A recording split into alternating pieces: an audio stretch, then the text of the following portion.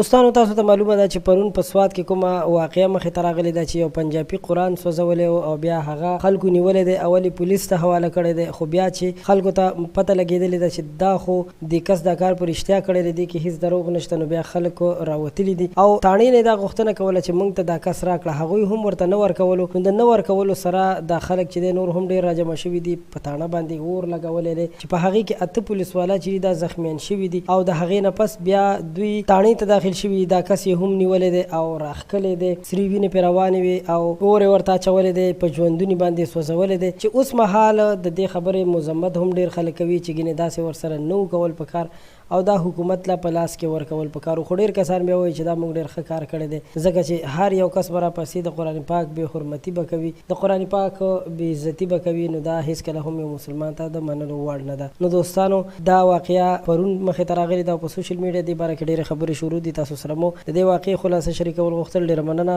ویډیو لایک کړئ، چینل ضرور سبسکرایب کړئ.